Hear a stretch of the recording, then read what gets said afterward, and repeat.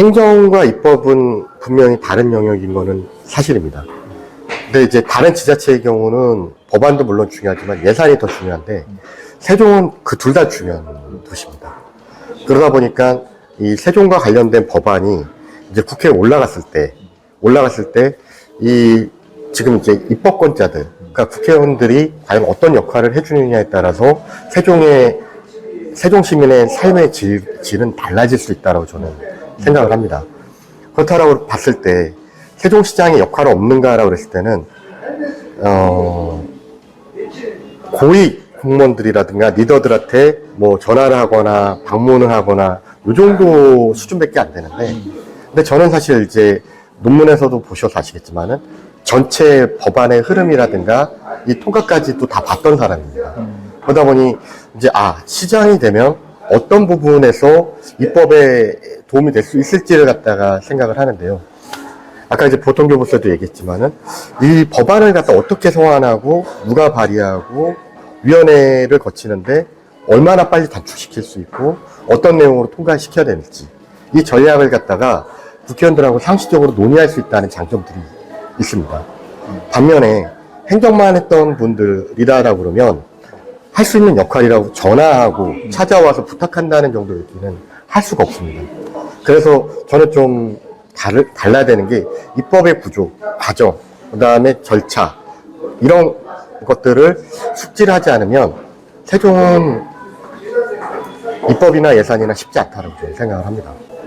역량을 어떻게 측정할 것인가는 그러니까 해당 부처의 장관이라든가 차관이라든가 뭐 실장이라든가 이런 사람들을 얼마나 만났는지가 횟수가 아니라 세종 몫으로 얼마나 숫자로 증명될 수 있게끔 얼마나 가져왔느냐. 또 하나는 뭐냐면 법안을 갖다가 지금 성공시켰냐 안 시켰냐. 성공을 못할 수도 있어요. 그걸 못했을 때는 과연 어디까지 그 과정을 갖다가 끌고 갈 수 있느냐.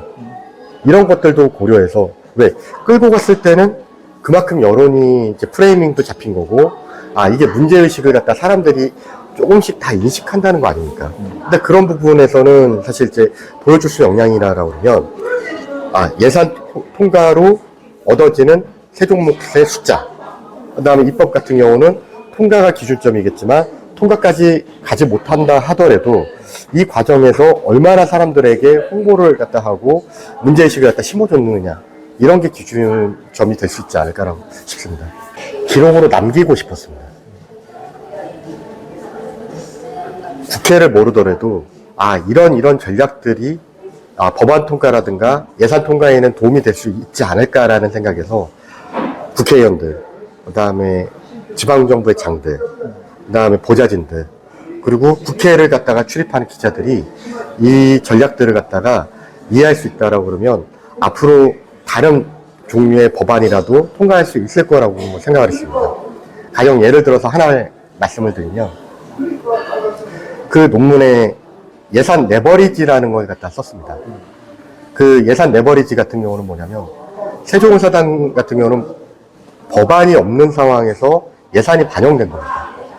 어떻게 보면 법에 위배된다라고 볼 수 있겠죠.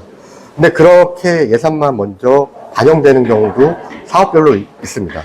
그걸 참고해서 예산을 반영시켰고 그 다음에는 법이 없으니 또 안 된다라고 했을 때 이전에 태워줬으니 다시 태워달라고 그러고 한 두어 번 태워지다 보니까 법을 갖다 개정할 때 이미 2번을 받았는데 그러면 실효적으로 이미 되고 있는 게 아니냐라고 해서 법안 통과까지 그런 논리로 삼을 수가 있었습니다.